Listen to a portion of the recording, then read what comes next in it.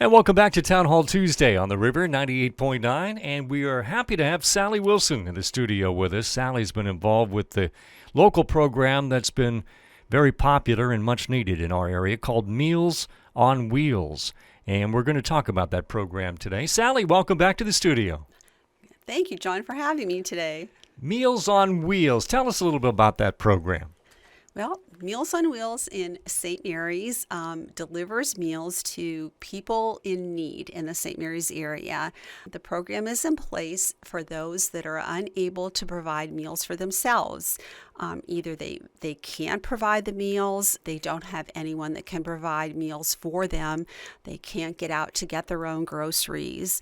It's actually for someone who has a long-term need. It also can be for someone who just has a short-term need.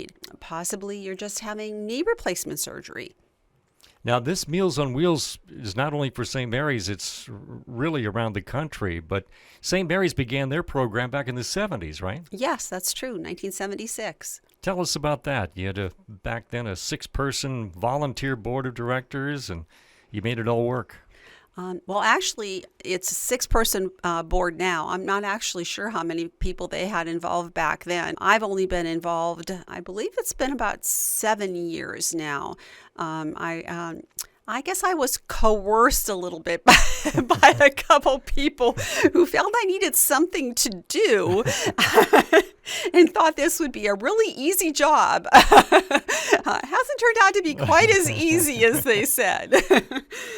But we need people like you, and as we'll talk, we need even more volunteers if possible. But tell us about those wishing to receive meals. How do they go about that process?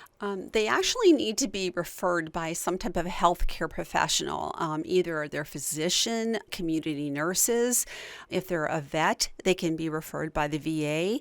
As long as they meet their criteria, for the program, any of those agencies or those healthcare professionals can refer them to the program. Then there is a minimal fee to provide for the cost of Elk Haven actually prepares the meals. So the cost just covers the meals themselves and then just the packaging that the meals come in and the foam containers, the bags, those types of things. But it is a small fee. It is a hot meal. It's a lunchtime meal. The meals are 7 days a week. They're available 7 days a week. The part of the program that I'm involved in is Monday through Friday. The Lions Club is responsible for the Saturday meals, and then there's a church group that handles Sunday meals. Very good. Now, we'd like to talk a little bit about those who deliver. That's pretty important, and you're always in need of drivers. How is that set up, Sally? Yes, it is really the heart of our program is the people are drivers, and I honestly cannot say enough about the dedicated group of individuals we have that are our drivers.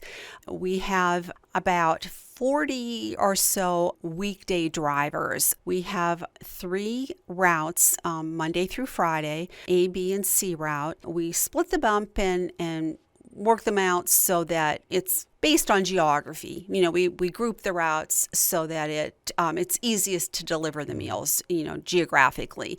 And those run, there's 3 every day, Monday through Friday, and then the routes are on a 2-week cycle. So if you have a route, say that you have Monday a route, you would deliver every other week. And some people take a route by themselves, some are husband and wives, some do it with a relative, a friend. It's just, however you want to do it. But some of our drivers have done it for years. It's not a very big time commitment. Right now, it's less than an hour. Some of our routes even are a half an hour. It's about a 2 to 5 mile radius, depending upon which of the routes that you get. You go to Elk Haven, you pick up the meals, usually between 10:45 and 11 o'clock, and then you simply go out and deliver your meal. We made a little change during COVID. We placed foam coolers by everyone's door so that there didn't have to be any direct interaction. Obviously people were nervous with the virus,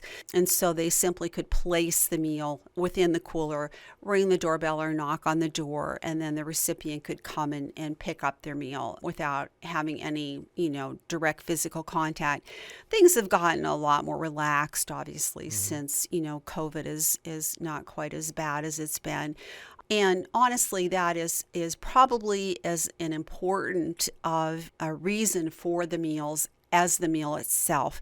A number of our recipients don't get a lot of visitors, and they look as forward to that interaction with our drivers as they do the meal itself. And many of them are waiting at the door when our drivers arrive. And it may just be as much as, how are you today? So happy to see you. And it serves as a check. And so when our drivers get there, they then can see firsthand that person's okay. And occasionally when our driver goes and they go to put the meal in the cooler, they'll see that the meal from the day before maybe is still there. So then they place a call to either myself or Elk Haven and say, hey, so-and-so's meal was still there. Then we place a call to their contact person and say, there may be a problem. So it's a real safety check.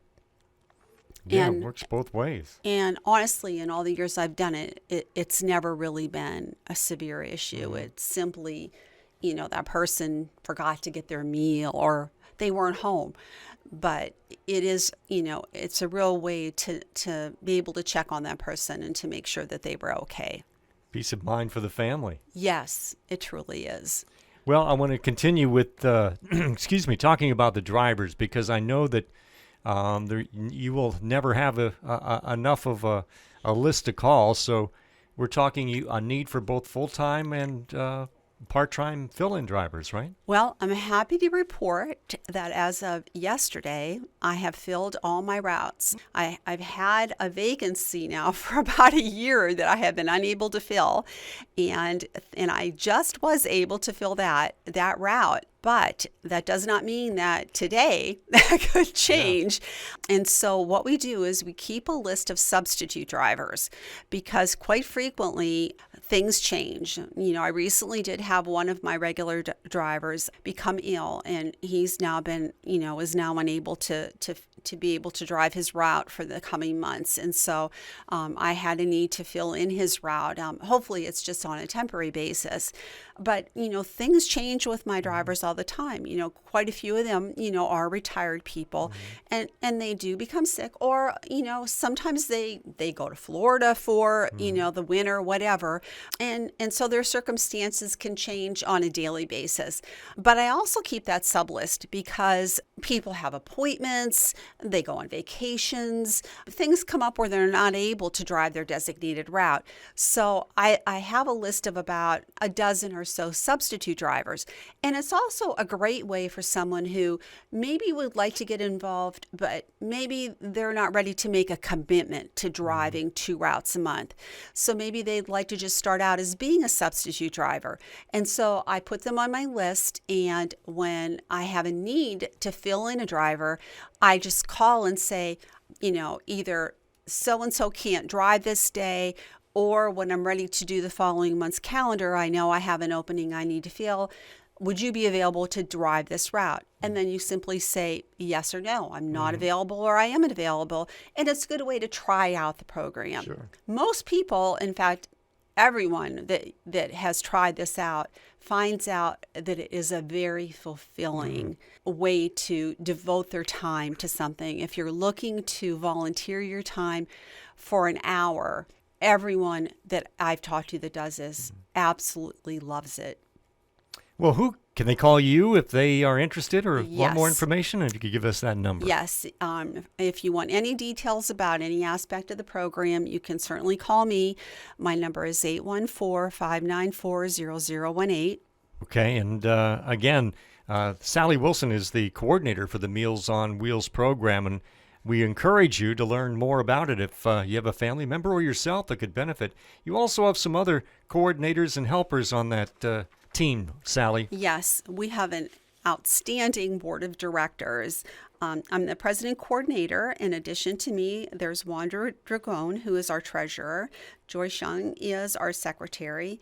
And then in addition, on our board of directors, there's also Melinda Posturero. Melinda and Joyce have been involved on the board for more years than I can count. They were involved when I came on. In fact, Melinda was one of the ones that strong-armed me.